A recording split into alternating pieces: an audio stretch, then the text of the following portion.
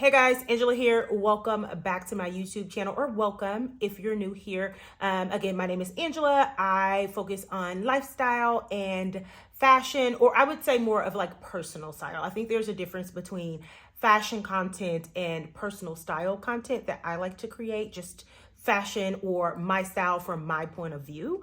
So personal style and lifestyle. It's been mostly lifestyle over here. I've been heavily focused on just like weekly vlogs for like the last year, but I've decided to start back doing at least one sit down video a week where I focus in on comments, questions, concerns as it relates to personal style or other things, right?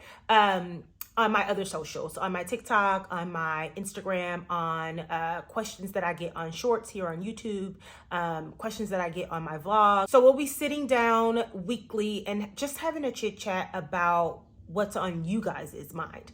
So this week I got this question, and I'm going to read it from my iPad, but I'll put it up on the screen. And excuse any background noise. It's really nice in Chicago, and everybody is doing yard work. So there are lawnmowers and all type of stuff going on. Now I do have to say, this particular lawnmower has been going on for quite a while. Nobody's yard is that big in this neighborhood that it's taking them that long. Anyway, enough with the complaint. I feel like after I said that, they got a little closer. Y'all think they heard me? Anyway, I apologize again for the background noise, but I got a question on one of my Get Ready With Me or OOTD shorts here on YouTube. So it says, do you have a video to help someone who can't dress and does not know how to look nice, especially on a budget? I don't know my personal style and end up wasting money on clothes that hardly go together. So I mentioned at the beginning of the video that there's a difference between fashion and personal style. And what I mean by that is fashion to me, right? My definition is the clothes that you put on, like what you're putting on your body. Style is how you're putting it on your body. So I'd say the first thing when thinking about developing your personal style, you mentioned budget, or you're on a budget, and that's fine. It's not what you wear, it's how you wear it. That's what you're trying to get to. How am I going to wear the things that I can afford to buy? So I've put together a list of 5 points that I think are good starting points. It's definitely not an exhaustive list. I also want to say it's important to note that developing a personal style is like a continual thing. I know for me, I've always had sort of like a common thread, like throughout my different ebbs and flows of like personal style, but it changes. Like it is changing today. Like it is still changing today. And we'll get into some of that in the points that I'm going to make. But the first one is going to be aesthetics. And I know, and I know because of TikTok, right, and social media, the idea of like having an aesthetic, finding an aesthetic is just, that's all I can say. But it is important to figure out how you want to present, right? That's really important. When you get dressed in the morning, what do you want your clothes, your presentation to say about you to other people? And a part of that is aesthetics. And I think a lot goes into aesthetics, right? It's your interests, your hobbies, your career, even where you'd like to see yourself in the future, like your future goals. All of that goes into your aesthetic, right? So think of it more in that way as opposed to a certain core or look. So definitely, I know the internet discourages, right, having an aesthetic. So that's where I think that sites like Pinterest and the idea of like influencers and stuff really helps, right? Because you're able to like glean that type of stuff off of your favorite influencers, off of Pinterest, off of Instagram, and places like that. So I definitely do, to some degree, think that you need to develop some sort of aesthetic or get an idea of how you want to present. Let's say that instead of aesthetic. It makes it sound less scary. The second thing that I wrote down was accessibility. So you mentioned budget. And so we're thinking, for me, it's always been about accessibility. I grew up poor, we didn't have money, and so we always had to make it do what it do, and we made it do what it did, okay? And so accessibility is extremely important. If all you can afford is Zara and H&M, then all you can afford is Zara and H&M. Just make sure that when you are shopping at those places that you're focusing in on the things that fit within how you decided you want to present, right? And you can deviate out of that and play with trends and stuff like that, but make sure that it's pieces that is going to play well with, again, how you want to present your aesthetic with all of the other things in your closet, but never ever spend money that you don't have trying to pull off personal style that probably really doesn't belong to you. So I'd say think about like what's the max amount you can spend on a singular item. Do a little research, find out which stores and brands fit within that price point, and then focus in on building your wardrobe from there. And then you can swap pieces out once that amount goes up. You can swap pieces out or swap stores out and buy more quality pieces or whatever. We could talk about fabrication another day, because just because you buy it from a high-end place doesn't necessarily mean it has excellent fabrication and makes it better quality, but that's another conversation for another day. The next thing I have on my list is comfort. For me, comfort is extreme. It plays probably the biggest role in my personal style, especially as I get older.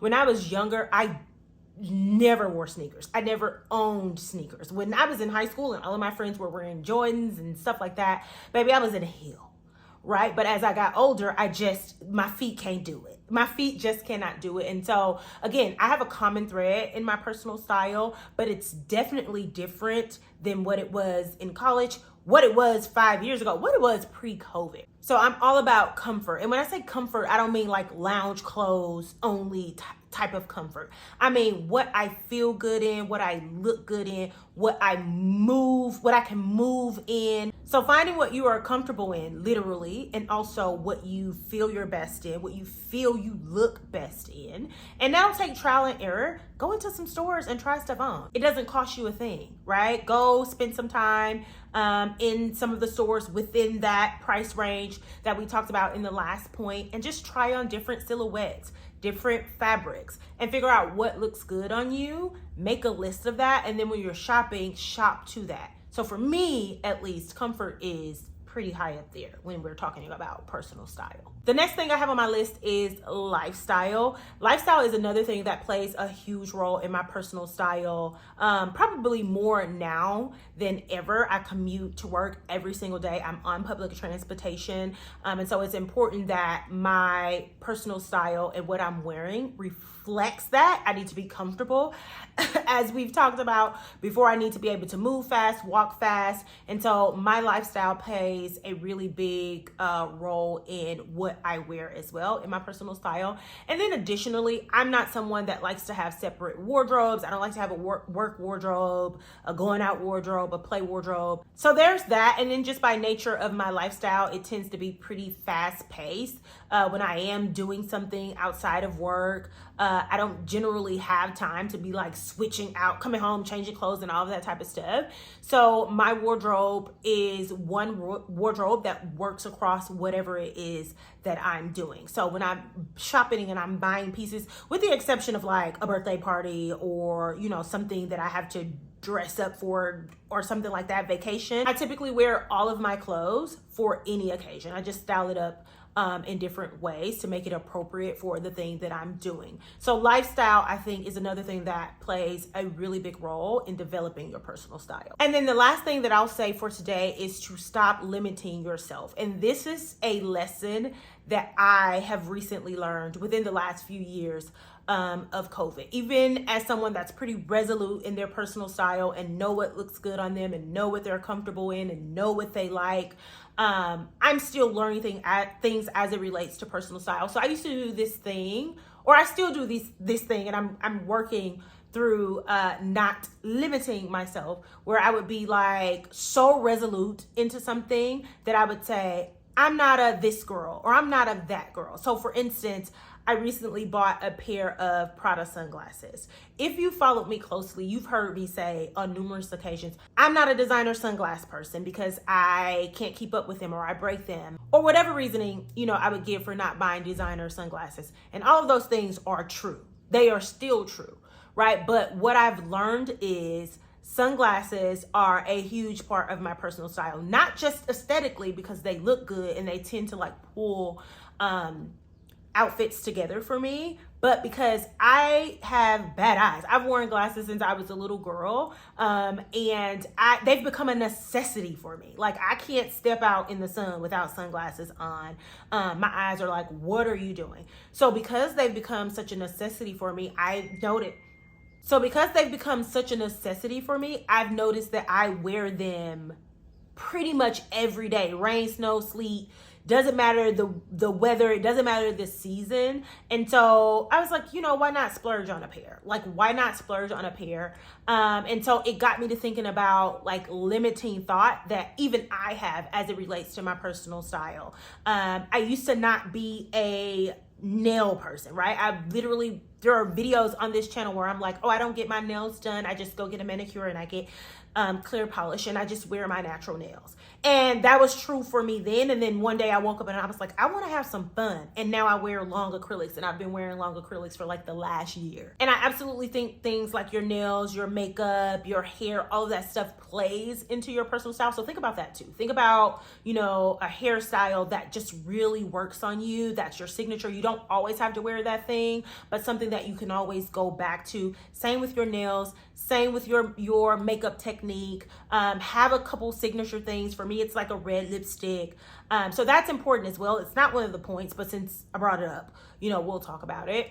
But yeah, so I've been that person. Again, you can go look at old videos on this channel where I am very like, this is my personal style uniform, and I stick to this personal style uniform, and I still do. I have outfit formulas and personal style uniforms that I stick to and that work for me. So when I'm like, I don't know what I want to wear, I can just go to those things, but I'm not so like married to them anymore. I'm having a little more fun with my personal style and my wardrobe than I have in a very long time. So that's the list for today. Hopefully that answered your question and it was helpful. If you have any like follow-up questions, put them in the comments. We can chat there. If you're watching this and you have any additional steps that our question asker can take, please put them down in the comments. Let's have a little conversation about it there. If you have questions that you would like me to answer, you can put them in the comments and we'll talk about it. Thank you all so much for watching. Make sure you like, comment, and subscribe, and I will see y'all in the next one.